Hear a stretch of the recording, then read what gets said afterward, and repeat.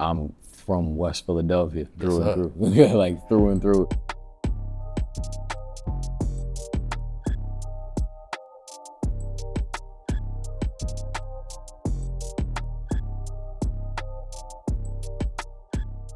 I understand that not a lot of people who come from my neighborhood before me, my generation, or even after me, is going to be able to be allotted the world that I've been able to build and cultivate for myself. My entire brand has been rooted in positivity, but it's rooted in positivity because of the negativity that I've been exposed to. You have to strip this ideology that, okay, in order for you to actually prove your innocence or to even be validated of innocence, there's a dollar amount that comes with that. This is important for me because I have friends. I got friends on probation now. They got friends that's on probation for damn near the rest of their life. It can't be a scenario where the color of your skin, the place that you're from, and the amount of money that you have is the determining factor about whether or not you get a fair shake. Mm-hmm. You and me could both go to court and have the same allegations, very similar circumstances. Mm-hmm. You got bread, I don't. You both get a $10,000 bond and you go home. I stay in jail because I can't afford to pay for my bond. At that point, you've created two justice systems. Yeah. One for the people who can afford. Exactly. And one for somebody that can't. The backstory for the song I wrote, FLASHMOB, there's a bunch of kids who have parties. We throw parties until the cops come and shut it down. And now we just going outside on Saturdays. It's a bunch of 13, 14, and 15, and 16-year-old kids that just want attention, just want to be seen. The news calls us flash mobs. It's a group of kids coming together to form a mass and cause destruction and violence. That's all they knew to the city, is that it was dangerous. They put a curfew on at 8 o'clock. If any kid is outside at the 8 o'clock, they're getting arrested. And what happens when you do that is you're no longer talking about a group of 14 to 16-year-olds.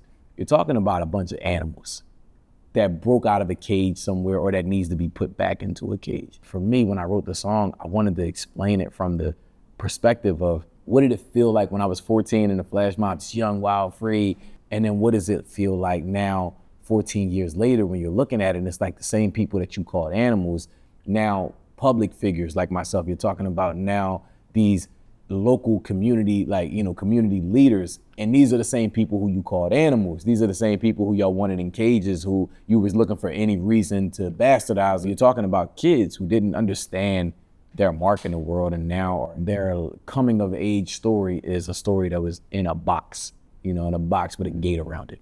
There's a perception, I think, that everybody who come in and out of these courtrooms and everybody who is in jail is guilty.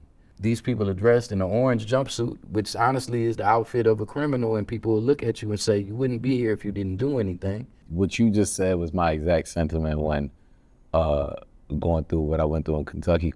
They pull up, no reason, and it's tell me, oh, you're going to jail, and I'm in church clothes. When I get in there, they just hand me two layers of clothes. I'm like, what's this? Oh yeah, just change out of what you got on, put that on. And the reality is what you just said, is for the picture. Put this on for the picture.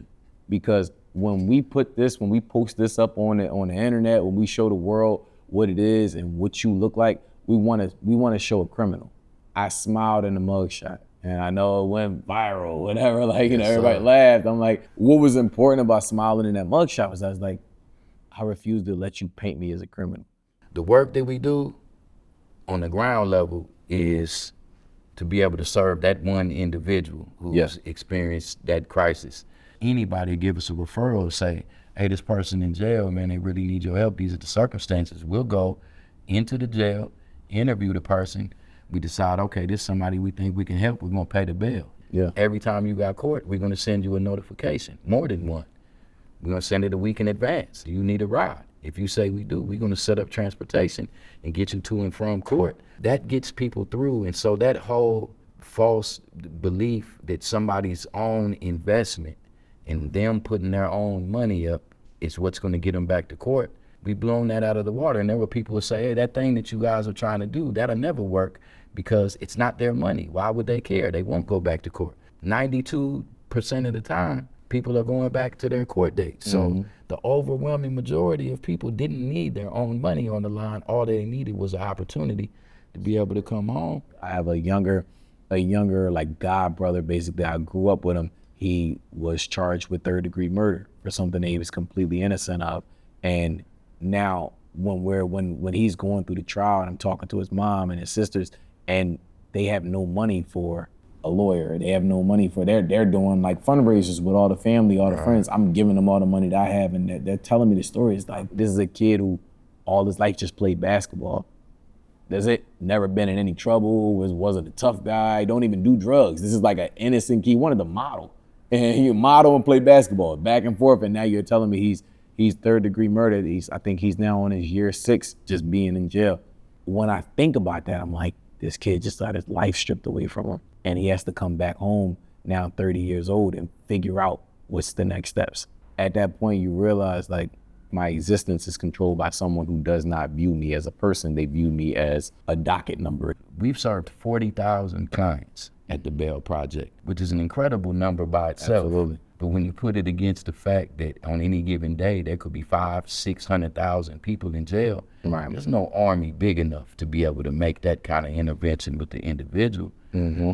The only thing that you can do is hope to be able to change the system. The person closest to the problem is the person closest to the solution. And it's the person that's going through this to say, oh, there's something that needs to change here. This is bigger than me. It's bigger than It's that, huh? bigger than, so it's not, this isn't a conversation. I am a piece of this conversation, and I'm grateful to be a part of this conversation. I'm grateful to lend my platform towards this conversation, because when you dim that light, when you just like, you make them fall under the umbrella of incarceration, fall under the umbrella of you aren't good enough, or you are this, you're a criminal, etc. You have to wake up in this room, you have to eat at this time, you go in this and you sit in this cell, you become, the one word is institutionalized. You become institutionalized inside and outside. In their mind, it's not freedom yet. In their mind, I'm still where I am, because like you trapped something inside of me that's prohibited the idea of freedom. And the idea of freedom is just as important as freedom in itself. It's like, okay, once we're free, got it. But like, how do we make sure that you know that you're free? Free in spirit, free in mind, free in actions, and you can do and create the world that you want to do and create. That is my overall message. You said so much. So once again, brother. Yes, sir. Thank you. I appreciate you.